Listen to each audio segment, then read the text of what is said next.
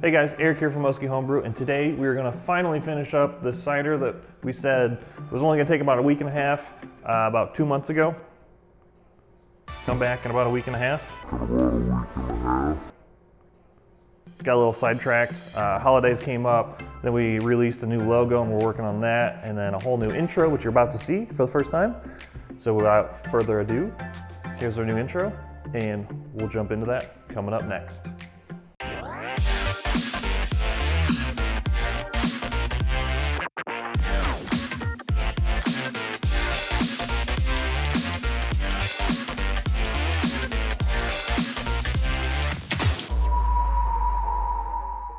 So one of the first things we're going to do today is actually rake our beer from the fermenter into our keg.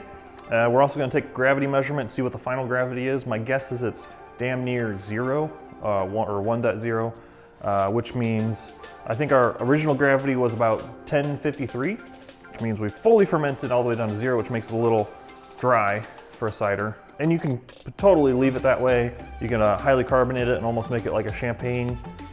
But I'm going to add potassium sorbate to prevent renewed fermentation when sweetening, and that's back sweetening.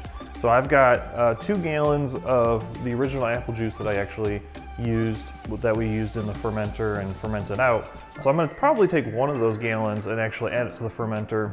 Maybe do a little bit of a sweetening, taste testing, add a little bit of the juice, and then add a little bit of the regular apple juice, and kind of get that good ratio that I'm looking for, because I don't like cider to be too dry, and I don't like cider to be way too sweet. Almost like if I were to go down to the store and buy a Red's Apple Ale, that stuff tastes awfully sweet. So I'm sure they have different versions of it, but why do that when I can brew my own?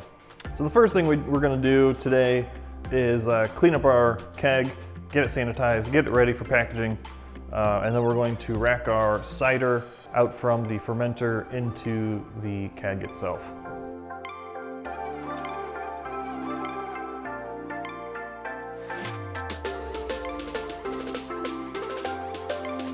Transfer the cider from our fermenter to our keg. Now this is a 5-gallon keg. There's 4 gallons of cider in the fermenter.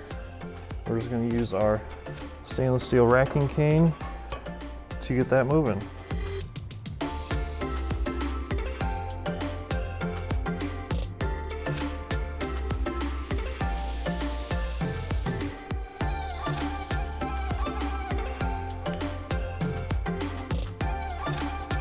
So now that we have moved it from the fermenter to the keg, I'm going to go ahead and take what's left in the fermenter and take a gravity reading to see how much alcohol we got.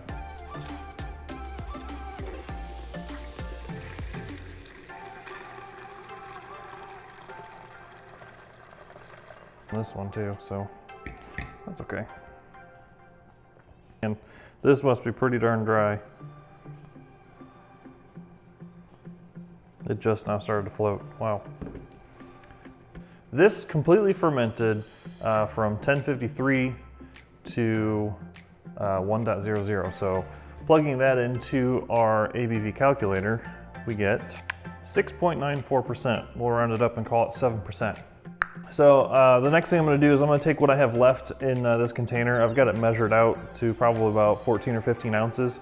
I'm going to pour it into a cup and kind of get a good ratio of fermented 1.00 cider to our 1053 juice from the container. And I'm going to try and come up with a little bit of a taste profile and a ratio I can use to add to the keg behind me. All right, so to do this, we're going to do measuring cups. And this is just to get a ballpark figure. This isn't going to be perfect. But I'm looking for either, I'm going to try like a 1:8 ratio first, or 8:1 ratio, and then I'm going to try a 1:4 ratio. That way I'm working up and I don't have to use too much of this. So I'm going to do, this is a 1/4 cup, I'm going to do about half of this and see what it tastes like after I add it.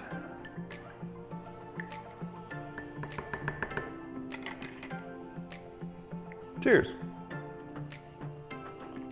I could live with that. I'm going to go ahead and just try another 1/8 cup. So we're going to go from 8:1, we're going to go to 4:1 and see what that tastes like. So I'm going to do another half 1/4 cup. And this is basically going to tell me, do I add half a gallon to our 4 fermented gallons, or do I add a full gallon to our full 4 gallons? Math. That's pretty good too. I think anywhere in between those two would be great. A little yeasty because I got the bottom part of it, so I'm actually drinking some of the yeast. So that's what we'll plan on doing. I'm gonna put in 3/4 of a gallon of the apple juice to the keg, but first we've got to add our stabilizer. We're going to go ahead and add this potassium sorbate at 1/2 teaspoon per gallon, and that's so we can back sweeten it with what's left in this juice container.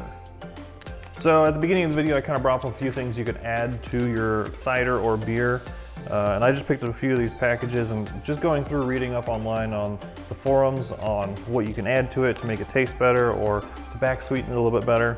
The first thing I'm going to talk about is this acid blend. This is something that can kind of enhance the flavor of your cider after fermentation. Drops the pH a little bit, quite a bit, just depending on how much you add. I'm not going to use this today because the purpose of this video and this cider, since it's my first one, I'm just going to do as basic as possible and with just a little bit of back sweetening for the cider. Sorbic acid is another one that I found interesting just because it's supposed to prevent oxidation for wine and beer at bottling. And I bring this up only because, and I bought this because we're brewing a lot of New England IPAs, and this might be something we may explore in the future for our New Englands. And B, because we did a lot of bottling when we first started brewing, this probably would have helped. We haven't used it yet, haven't tried it, so disclaimer.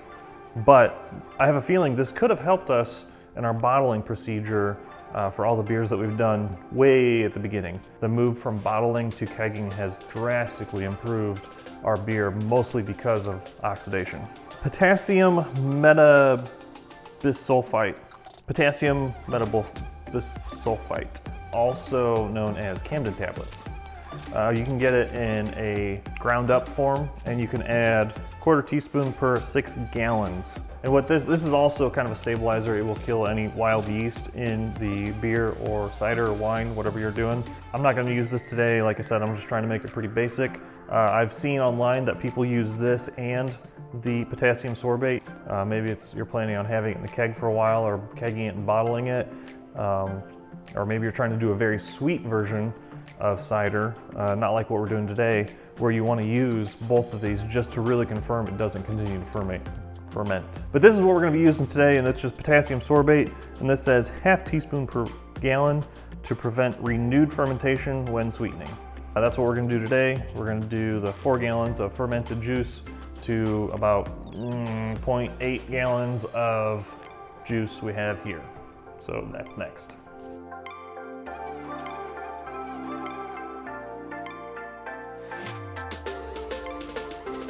Potassium sorbate. So we got 1/2 teaspoon per gallon. There's 1, 2, 3, 4, and a little shy of 5.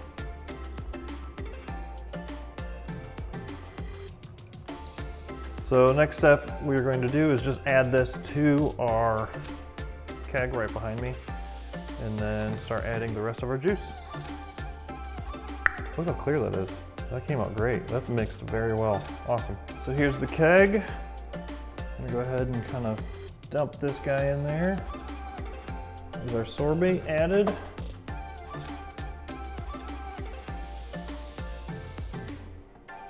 So we're gonna call that 3/4 of a gallon. Just get our sanitized lid on there and then start purging it with some CO2. Get some of that oxygen out. So final gravity, we said it was 1000 exactly. Oh boy, let's do the math here. So we got 4 gallons at 1000, and we added, let's say it's the same gravity of 1053. 1053 divided by 5 would be about 10 and a half. So 5.6% ABV in our cider. And that's mostly because we fermented out from 1053 all the way down to 0. And then we ended up adding more juice to it, or diluting it per se, which is not going to ferment out. So going to end up with a 5.6% ABV cider at the end of it. If you guys like this video, give it a thumbs up, make sure to subscribe, hit that bell for notifications in the future, and as always, cheers, see you guys next time.